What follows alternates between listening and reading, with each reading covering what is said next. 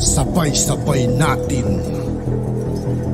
alamin ang mga kaganapan na nangyayari sa ating bansa.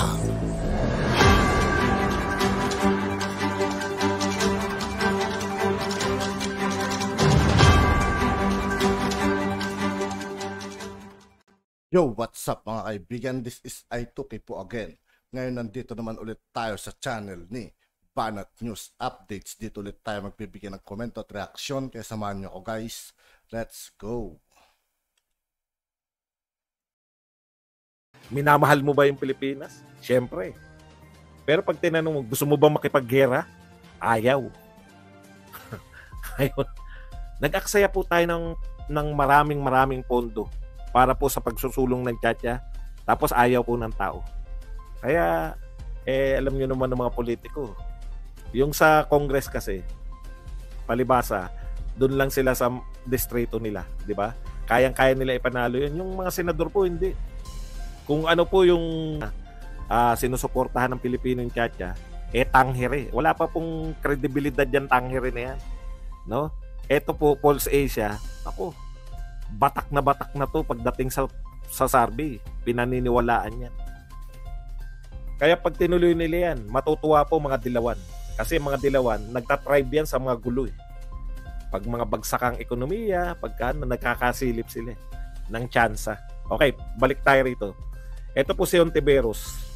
Sabi ni Hontiveros, once China's criminal behavior reported, ang gusto ni Hontiveros, Senate Deputy Minority Leader Risa Hontiveros has urged the Department of Foreign Affairs to report China's incursion before the United Nations General Assembly.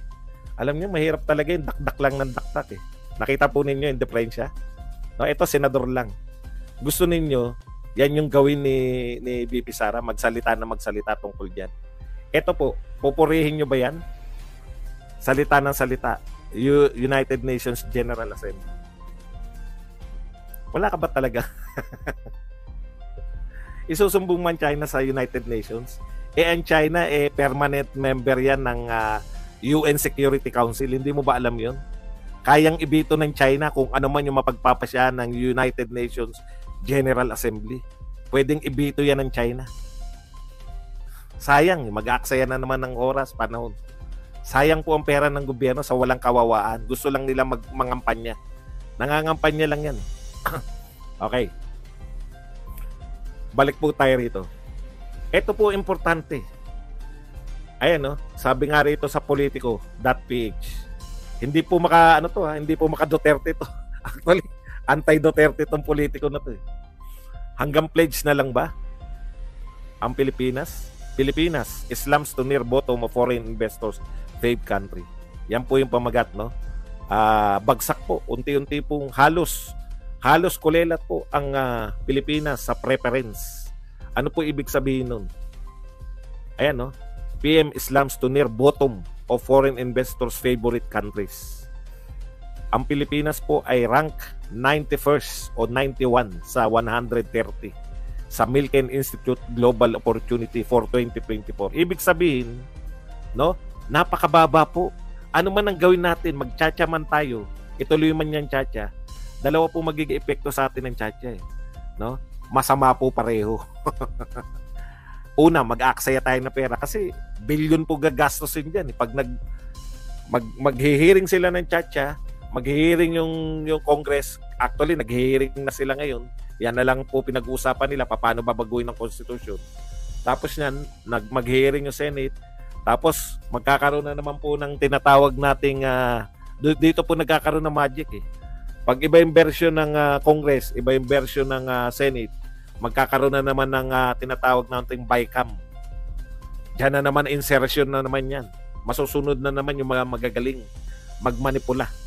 Yung mga senador, pirma lang ng pirma. Yung mga taga-BICAM, pirma lang ng pirma tapos aangal. Pag inaangal nyo naman sila, putya, alam nyo kung ano po mangyayari pag inaangal nyo na kayo ay ginulangan ng House of Representatives. Hindi po nahihiya yung mga congressman, no? Nahuli. Sinabi nila Senator Amy, wala naman yan sa pinag-usapan. Hindi nga ginagapang Parak TV. Hindi ginagapang. Pag sa BICAM na, putya, i-insert na kung ano yung gustong ilagay ng mga congressman. Hindi palabas yung mga senador. No? Nung na-realize nila, teka muna, hindi naman yan yung pinirmahan namin. Ha? Sasabihin lang ng Senate ng, di ba, kung kayo nagpalusot, parang mga mang-uumit yan, yung nangungupit. Pag nahuli ka ng upit, bakit 900 na lang to? Dapat 1,000 to. Di ba dapat mahiya sila dahil nahuli sila ng upit? Hindi eh. No?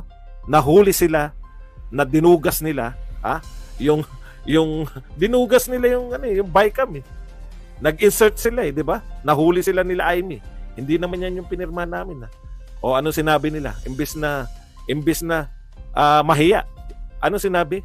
Pirma kayo ng pirma, hindi nyo binabasa. Kita nyo? Ibig sabihin, nagtiwala sa inyo. O, ayan na, yan ang laman ha. Sige, ano na natin, padala nyo lang sa amin, pipirma na kami. Kasi napag-usapan na natin eh. Wala yung 500 billion kung magkano man yung insertion. Oh. Tapos nag-insertion. Sila pa ang nangantyaw eh. Kasalanan nyo yan. Pumirma-pirma kayo, hindi nyo binabasa. Ganun po. Mahirap po kausap itong mga taga-House of Representative. Okay. Oo nga eh, di ba? Kasi direkta sinabi ni Senator Amy, wala sa usapan yan. Yung bago, ano yun? Yung bago? Anong tawag doon? AKAP? AKAP ba yun? Wala sa usapan yan. Sino yan? Paano yan? Biruin nyo, may pondo na. Hindi pa alam kung paano ipapatupad. Tinanong yung mga DSWD, paano nyo ipapatupad? Gumagawa pa lang po kami ng ano. Ginagawan pa lang nila ng paraan. Well, sabi ko, malupit talaga itong mga to. May pondo na. Gentleman agreement. O, kita mo yan. Ito, sagutin ko lang kahit hindi muna tayo. Alex, huwag niyong burahin si Alex para mapakinggan niya to. Alam mo, Alex, ganito yan no? Sinabi ko na to kanina, baka absent ka. Alam ko, ang Pangulo mo si PBBM, di ba? Pangulo natin yan, si PBBM. Okay, Pangulo natin yan. Tapos, sabi ni PBBM, wala akong alam.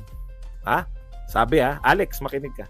Wala akong alam na mayroong presidente na nakipagkasunduan sa China. Kung, eto malinaw Alex, baka hindi mo naiintindihan eh. Babagalang kong pagsasalita. Pero kung may presidenteng nakipagkasundo na hindi ko alam, nire-rescind ko yan. Pinapawalang visa ko na yan.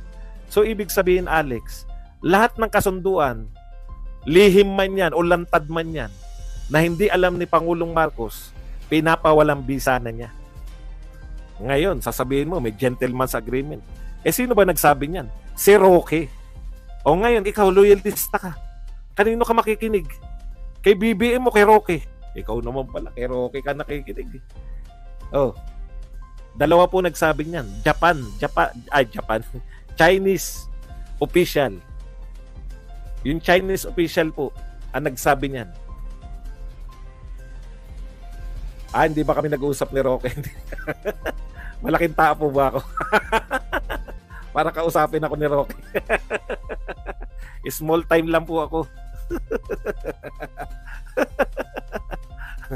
I'm not aware that there is an agreement. And if there is an agreement, ibig sabihin pinaniniwalaan mo si Roque.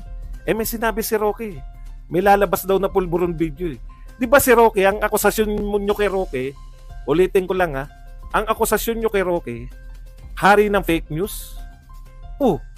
Pero nung sinabi niya na merong agreement, gentleman's agreement, hindi na fake news si Roque. Before to, sinasabi nyo kay Roque fake news yan, hari ng fake news. Pero nung nagsabi si Roque na may gentleman's agreement si Xi Jinping tsaka si Pangulong Duterte, hindi ko muna papatulan yung sinasabi nyo, yung premise lang ng paniniwala nyo, yung utak nyo lang, anong uri kayo, meron. Diba? Yung isa pa, yung Chinese official. Ano sabi ng Chinese official? Meron kaming deal with Duterte, hindi na sinusunod ni Marcos. May deal pala kay Duterte, yung China. Bigla kayong naniwala sa Chinese official. Sabi ng Chinese official, amin yan eh. Amin niyang ayungin, amin niyang spratless, amin niyang lahat. Maniwala tayo? Ay, hindi. Hindi tayo maniniwala dyan. Pagpabor sa... Hindi ha? Pag maipapahamak namin si Duterte, maniniwala tayo sa Chinese official. Pero pag hindi tayo maniniwala. Kami ang magpapasya kung anong paniniwalaan namin. Ganun? Hindi kayo consistent? Sino nagpapasya? Pag-usap. At yun nga po mga kaibigan, dito po nagtatapos ng ating reaction video. Muli ako po si I2K ng Sundalo ng Tunggalo. Maraming salamat sa patuloy na pagsuporta. Yeah, peace out.